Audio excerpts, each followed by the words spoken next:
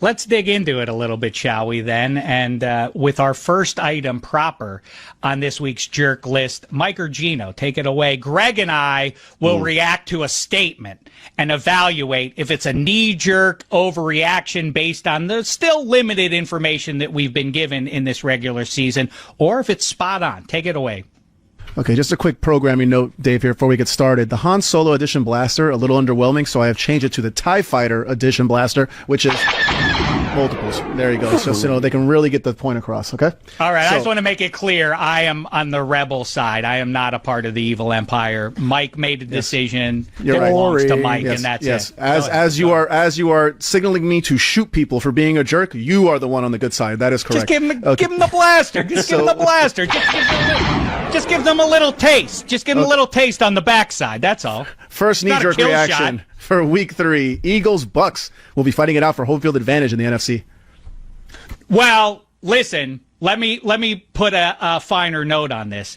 Eagles and Bucks playing in Tampa in Week 4 will determine who gets the number 1 seed in the NFC ultimately. How about that, Gregg Rosenthal? No, that is a massive overreaction. The Bucks have done a nice job winning 3 games by a total of 6 points. Like, they're well coached. I love the way they've been built, but they're missing 3/5 of their offensive line.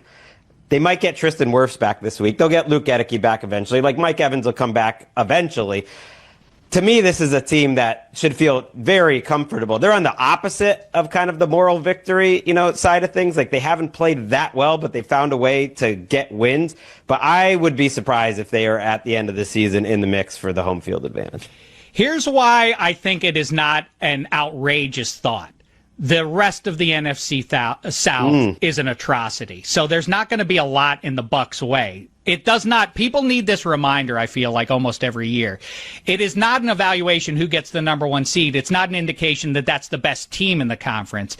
In many cases, the one I always point back to is Ryan Tannehill and the Titans a few years back when they were the number 1 seed. They weren't the best team, and everybody knew it, but because of the way the schedule set up, the football gods put them in that spot. So if they beat the Eagles, I don't know what's getting in their way the rest of the season that's going to knock them off that perch there. So Gregg Rosenthal says it is a jerk.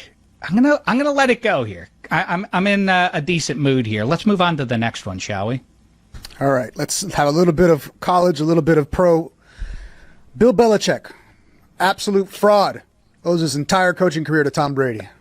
Ooh. You know what? I have my thoughts here. Bill Belichick got destroyed again over the weekend. How say you? I know this is more than just a few weeks here we're looking at. What are your thoughts here now? All the 25 years later, how say you? I'm taping this in my garage, and as someone who has way too many books about the Patriots and Bill Belichick behind me, whoever suggested this is a jerk, because Bill Belichick's a jerk. We know that. This endpoint Bill Belichick, UNC, last couple years of New England, is not a good coach. But the magic of football is the combination of the defensive game plans that Belichick was coming up with Brady on his side. Yeah, he wouldn't have risen to those heights without Brady, but the same is opposite. Of course, the player's more important. It's a player's league. But just because he's not good right now at a point where he's willing to be embarrassed and have his girlfriend on the sidelines of a UNC game, I don't think invalidates the last 30 years of football. Well, listen, like I said, it's not just looking at the last few months or the last few weeks even.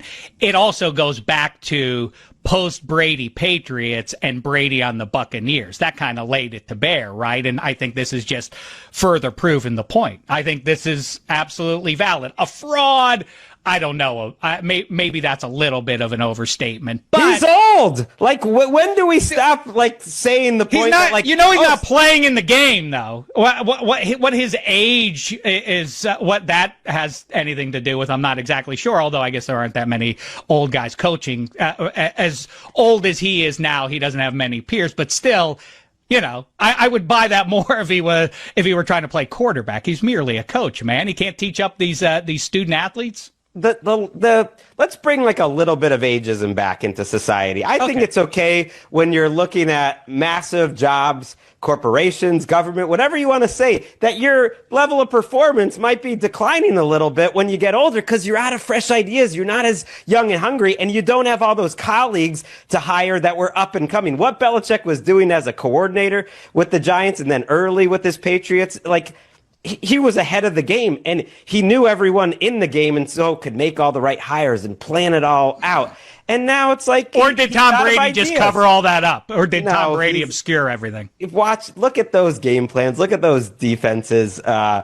He's out of ideas at this point. Well, that's what Jordan's there for. She's the idea lady, right? Speaking of ageism, that sets us up neatly for the next item on the jerk list. Aaron Rodgers doesn't like getting pressured, just like the other 32 quarterbacks in the league. I get it, but this is a fatal flaw. And it's not just Aaron Rodgers. It's all guys when they get on the wrong side of 40 or start to get close to it. You hear a lot. The rhetoric is, boy, that young guy, I always remember with Blaine Gabbert. He's always the one that comes to mind when this comes up. Boy, he's got happy feet. They got to clean that up in training camp and through the season. He's got to get more comfortable in the pocket. I think you could also probably charge Kenny Pickett with having the same issue. But really, it's a plague on old guys, and it makes all the sense in the world because they're more aware of their mortality. And unlike the younger guys, more athletic guys, they can't really do much to get away from that pressure other than turtle up or throw the ball a tick earlier than they want to. And those balls happen to get picked off quite a bit. How say you on this one, based on what we've seen from Aaron Rodgers so far this season? Yeah, it is clear as day. He doesn't want to get hit to the point that it is hurting their offense. They can't go down the field. Their offensive line isn't really that good. And then for a guy who doesn't want to get hit a lot, he sure does get hit a lot. Like, he's taken a lot of hits. He's not as creative getting out of, pressure. He did not complete a single pass under pressure against the Patriots. I think it will doom them. If you had like a 2000 Bucks level team around him that like Tom Brady had in terms of the offensive line and the weapons, he's actually spun it pretty well this year. I think they could be capable, but it's not great around him. And I don't think Arthur Smith is the guy to bring the talent out of that group.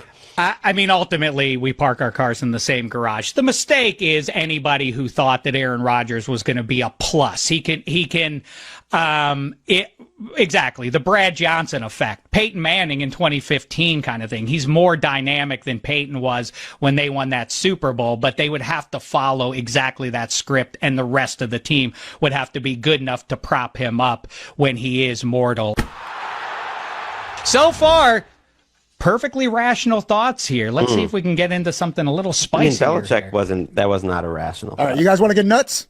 Let's get nuts. Let's get The Colts are for real, and Daniel Jones is an MVP candidate.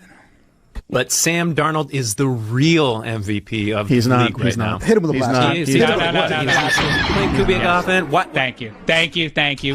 Stop this nonsense before it gets going. Let's not let this train leave the station. He looks like Gimli from Lord of the Rings. Stop being Gregg Rosenthal. Seattle loves it. They love high fantasy. I think we got a Thank little too goodness. crazy. There's the sweet sound of the blaster. Gregg Rosenthal, Danny Dimes, or Sam Darnold winning the MVP in the year of our Lord 2025. How say you? No, it's preposterous. And if I really want to be a jerk about it, I'm not even into MVP talk after 3 weeks of the season. I'm one of those jerks. I'm with you. We're both jerks. We're the biggest jerks of all. I admonished Mike Ryan not a week ago for exactly this. You don't indulge this kind of stuff this early in the season. They're great stories. They have zero chance of winning the MVP. Both of them are not going to win the MVP. Do not spend your money wagering on them for MVP.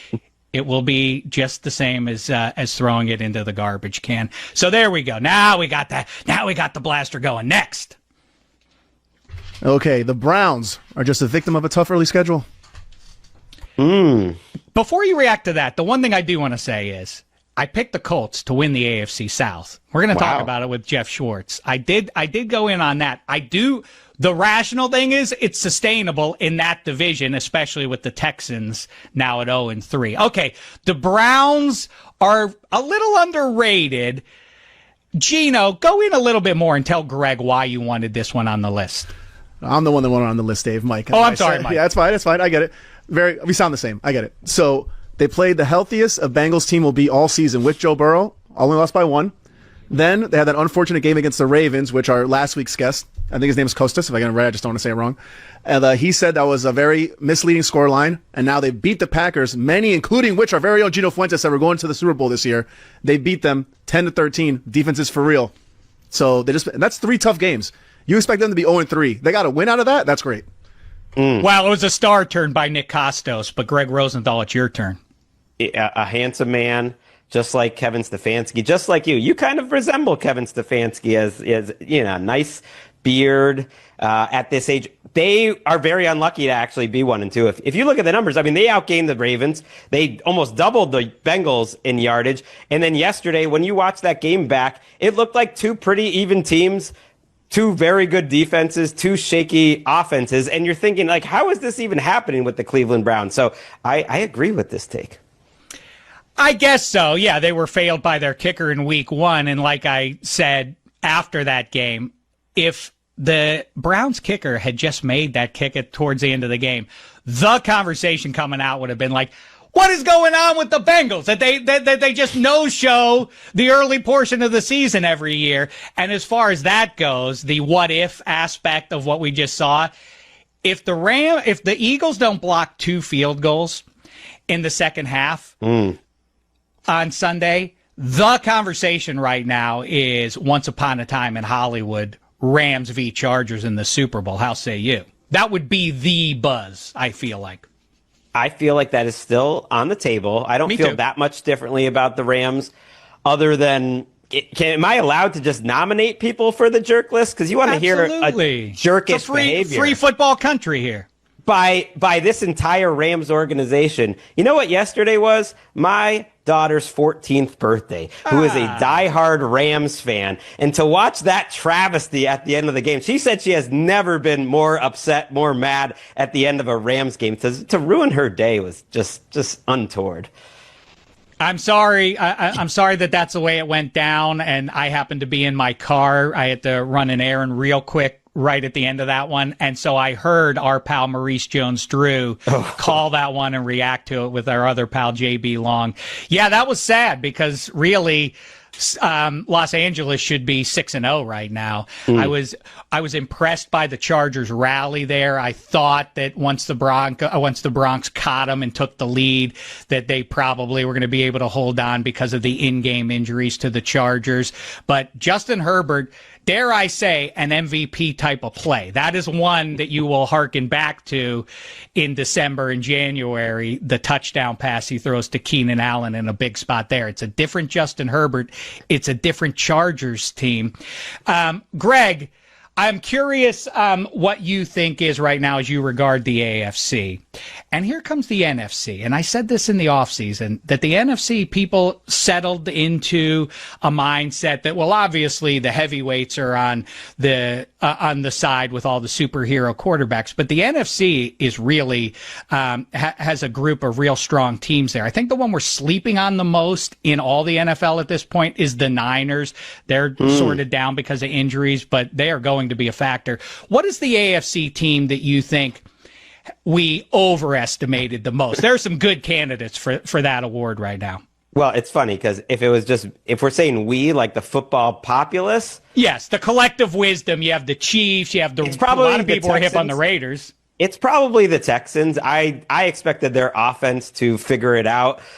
Mina Kimes, our friend, throughout the offseason kept pointing out, scheme doesn't solve everything. Like, these offensive linemen do stink. And I thought getting rid of the coordinator was going to make C.J. Stroud play better immediately. They've lost 3 close games against pretty good teams. So I'm not totally giving up on them for the season. Personally, for some reason, I thought the Jets were going to be in the mix. But I never thought they were going to be contenders. Like, eyeball test, though, it's the Chiefs. The Chiefs, I think, look the worst of all those good teams. Yeah, I mean, the overused phrase security blanket, there have been a lot of changes over Mahomes' career, but the one thing that he consistently had alongside Andy Reid was a dependable Travis Kelce. I think that's the biggest factor. We can talk about all the other stuff, but I really think that he was the guy who made that offense go for all those years. In fact, even before Patrick Mahomes, and I think his absence as a relevant guy consistently is what's knocking that team down. Hey, Gregg Rosenthal. Get on a plane, go watch Carson Wentz take on the Pittsburgh Steelers. Give us a pick in that game on your way out the door. Oh, I am picking what I'm rooting for, which is Carson Wentz and Brian Flores and this defense making your Aaron Rodgers look old. But yes, I'm heading over to Dublin. Excited. Give our mutual pal, handsome Hayden Hodgson, a big kiss and a congratulations for all he's built as the king of international football.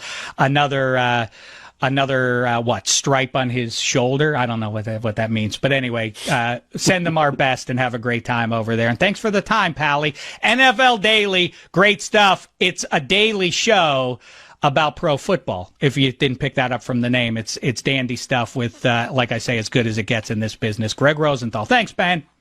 Thanks, Shaq. You're the best.